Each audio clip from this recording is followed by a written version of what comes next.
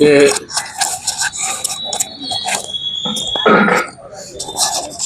આજે દેવ ઉઠી અગિયારે ભગવાનને આપણે હુવડાવ્યા તો ખરા, હવે ઉઠાડી અને આજ ભગવાન ઉઠે છે, જાગે છે અને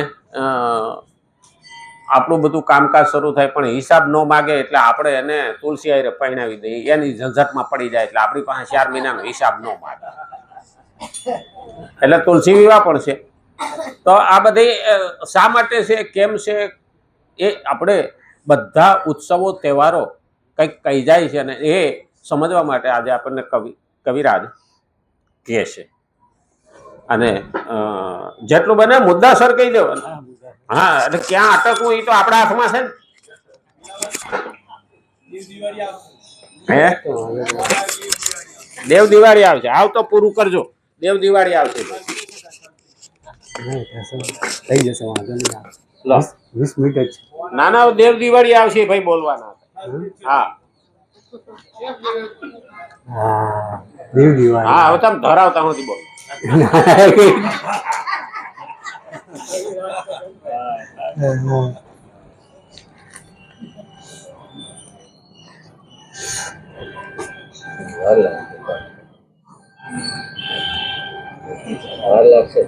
શરૂઆત કરતો આમે રેકોર્ડિંગ થાય. હા હા, સૌ સત્સંગી ભાઈ બહેનોને નવા વર્ષના નૂતન વર્ષાભિનંદન, કે સૌને જય શ્રી કૃષ્ણ. આપણે બધા આજે તમારી સમક્ષ પ્રથમવાર નવા વર્ષની અંદર આ પ્રમાણે ઉપસ્થિત થયો છું. નવું વર્ષ એટલે જેને આપણે બેસતું વર્ષ કહીએ છીએ, નૂતન વર્ષાભિનંદન કહીએ છીએ, આપણે જય શ્રી કૃષ્ણ બધું આપણે બોલીએ છીએ. હવે આપણે વાત કરીએ તો એ રીતે વાત કરી શકીએ કે આજે છે ને કારતક સુદ એકાદશી, એટલે કે આજે દેવ ઉઠી એકાદશી છે. હવે દેવ ઉઠી એકાદશી અને દેવ પોઢી એકાદશીમાં ઘણીવાર બહુ મોટી મિસઅન્ડરસ્ટેન્ડિંગ થઈ જાય. દેવ પોઢી એકાદશી શું અને દેવ ઉઠી એકાદશી એટલે શું? દેવ પોઢી એકાદશી એટલે એના બીજા શબ્દોમાં કહેવું હોય તો દેવ શયની એકાદશી કહે છે, અને દેવ ઉઠી એકાદશી એ બીજા શબ્દોમાં કહેવું હોય તો પ્રબોધિની એકાદશી કહેવાય છે. ઘણા શબ્દોની અંદર છે ને આપણે ઘણી ગળમથલ, આપણે કે ભગવાન સૂઈ ગયા કે ભગવાન જાગ્યા. આપણે દેવ પોઢી એકાદશીની 4 મહિના પહેલાં વાત કરી હતી. જેવી રીતે ભગવાન 4 મહિના સૂઈ ગયા હતા ને, તો એ પ્રમાણે આપણે 4 મહિના પછી તો આપણે દેવ પોઢી એકાદશીમાં કયા પ્રકારની વાતો કરી હતી અને થોડી હાઇલાઇટ્સ આપણે કરી દઈએ અને મુખ્ય પોઈન્ટ ઉપર આપણે આ પ્રમાણે આવી જઈએ. હવે દેવ પોઢી એકાદશી, દેવ શયની એકાદશી. હવે દેવ પોઢી એકાદશીનું જે પર્વ છે, જે ઉત્સવ છે, જે તહેવાર છે, એનું વિશિષ્ટ મહત્વ છે. એમાં મુખ્ય પોઈન્ટ કયો છે? એમાં મુખ્ય પોઈન્ટ વિશ્વાસનો છે. મુખ્ય પોઈન્ટ કયો છે? વિશ્વાસનો છે. અને વિશ્વાસથી શું થાય છે કે માણસની અંદર શાંતિ આવે. તમને કોઈ વ્યક્તિ ઉપર વિશ્વાસ હોય કે ભગવાન ઉપર વિશ્વાસ હોય તો તમને શાંતિ મળે છે, અને શાંતિ તમને શાંત નિંદ્રા તમને બક્ષે છે. અને જો અવિશ્વાસ હોય તો તમામાં એક પ્રકારનો ભય ઉત્પન્ન થાય છે અને તમને ઉજાગરો આ પ્રમાણે બક્ષે છે. ટૂંકમાં વિશ્વાસ અને અવિશ્વાસ આ બે વાતો દેવ પોઢી એકાદશીની અંદર મહત્વની બાબત છે. અને કોઈ પણ બાપ હોય પોતાના સંતાનો ઉપર યોગ્ય વિશ્વાસ રાખે અને પછી જો સૂઈ જાય તો એ ખરેખર સરસ મજાની પોતે વાત એને પોતે કહેવાય છે. તો એ જ રીતે આપણે વાત કરીએ કે ભગવાનને આપણે એ વખતે શું કીધું હતું? ભગવાનને એ વખતે આપણે કીધું હતું કે ભગવાન તમ તારે નિરાંતે સૂઈ જાઓ, અમે તમને કોઈ પણ પ્રકારનો થાક, પરિશ્રમ, કંટાળો નીરસતા અને નીરસતા અને યાંત્રિકતા તમને કે આપીશું નહીં. એટલા માટે તમે શાંતિથી કે ભગવાન તમે શાંતિથી ભગવાન સૂઈ જાઓ એવું આપણે ભગવાનને કમિટમેન્ટ એટલે કે વચન તમે બોલો તો કવિ એટલે વચન એ પ્રમાણે આપણે ભગવાનને આપ્યું હતું.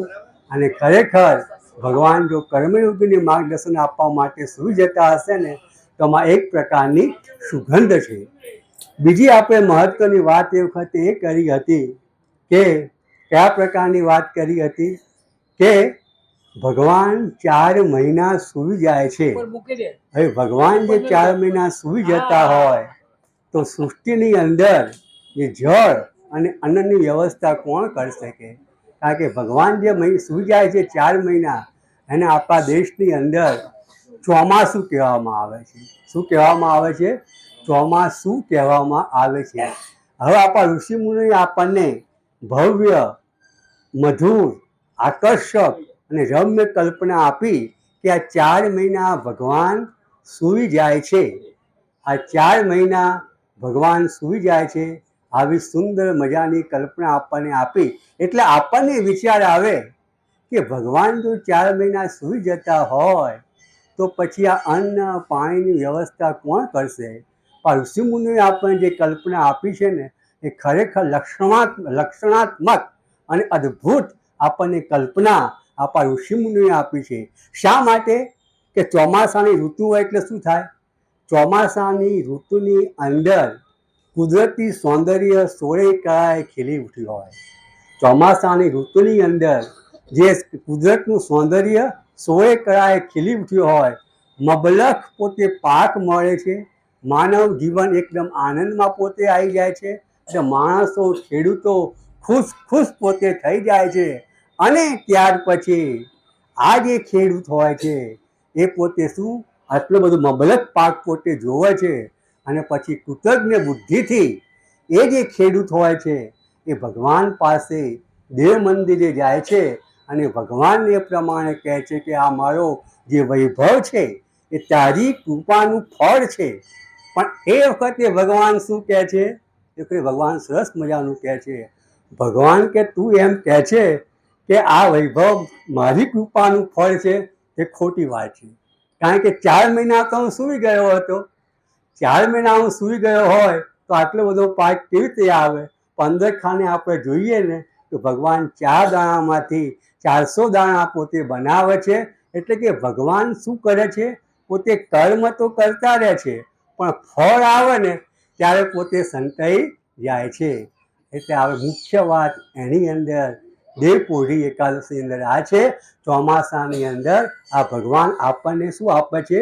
ભગવાન આપણને કહે છે કે આ તારો જે વૈભવ છે એ પરિશ્રમ, પુરુષાર્થ અને મહેનતનું આ પ્રમાણે તારું પરિણામ આ પ્રમાણે છે. એક વસ્તુ બીજી એની અંદર પોતે દેવપોઢી એકાદશીમાં આવતી હતી કે કોઈ પણ કરતા હોય એટલે કે માણસ હોય એ કોઈ પણ પ્રકારની કૃતિ કરતો હોય એમાં લુપ્ત થઈ જાય, એમાં સમાધિષ્ઠ થઈ જાય ત્યારે એ જે કૃતિ છે ને એકદમ સુંદર બને છે. કેવી રીતે? આ સૃષ્ટિ આપણને સુંદર કેમ લાગે છે? ભગવાને પર્વતો, નદીઓ, લીલીછમ ઝરણાઓ, સરોવરો આ બધું ભગવાને બનાવ્યું. આપણને સુંદર કેમ લાગે છે? કે એની અંદર ભગવાન પોતે ખોવાઈ ગયા છે એટલા માટે સૃષ્ટિ સુંદર લાગે છે. અને આપણા જે પ્રાચીન ઋષિ મુનિઓ હતા ને એ લોકોએ વેદો તો લખ્યા પણ વેદો ઉપર પોતાના નામ લખ્યા નથી. એટલે આજની તારીખની અંદર પણ વેદો આજે પણ અમર છે.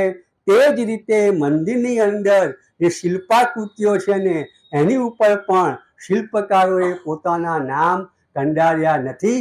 તેથી આજની તારીખની અંદર પણ એ શિલ્પકૃતિઓ અમર છે અને અજર છે. ટૂંકમાં કહેવાનું તાત્પર્ય શું છે કે તમે કોઈ પણ કૃતિ કરો નામના અને કીર્તિની કામના ન રાખો, તે અમર આ પ્રમાણે પોતે બની જાય છે. અને મુખ્ય આપણે વાત કરીએ કે આજે પછી આવી છે દેવ ઉઠી એકાદશી. એટલે ભગવાન યોગ નિંદ્રામાંથી, એમ નિંદ્રા ના કહેવાય, એનું શું કહેવાય? ભગવાનની યોગ નિંદ્રા કહેવાય. તો યોગ નિંદ્રાની અંદરથી ભગવાન પોતે જાગે છે અને ભક્ત ભગવાનને કહે છે કે હે ગરુડધ્વજ, હે ગોવિંદરાજ, હે વિષ્ણુ ભગવાન, તમે ઉઠો, તમે ઉઠો અને 3 લોકનું તમે કલ્યાણ કરો. આવો ભક્ત હોય છે એ ભગવાનને આ પ્રમાણે પોતે કહે છે. આપણા ઋષિ મુનિઓએ જે 4 મહિના ભગવાન સૂઈ જાય છે એની સરસ મજાની કલ્પના આપીને આપણને શું સમજાવ્યું છે? આપણને એ સમજાવ્યું છે કે તારી અંદર જે રામ રહ્યો છે ને એ રામને તું જાગૃત કર. ઉઠવું એટલે શું? તારી અંદર જે રામ રહ્યો છે ને એ રામને તું આ પ્રમાણે પોતે જાગૃત પોતે કર. જે માણસ આળસુ હોય છે, પ્રમાદી હોય છે, એને કદાપી ભગવાન મળતા નથી. જેને પોતાના ઉપરનો ભરોસો નથી એ ભગવાન ખુદા ઉપરનો ભરોસો કેવી રીતે પોતે રાખી શકે? એટલે કે દેવ ઉઠી એકાદશી માણસને શું શીખવાડે છે? આળસ, નિંદ્રા અને પ્રમાદ ખંખેરી નાખવાનું આ એકાદશી પોતે શીખવાડે છે.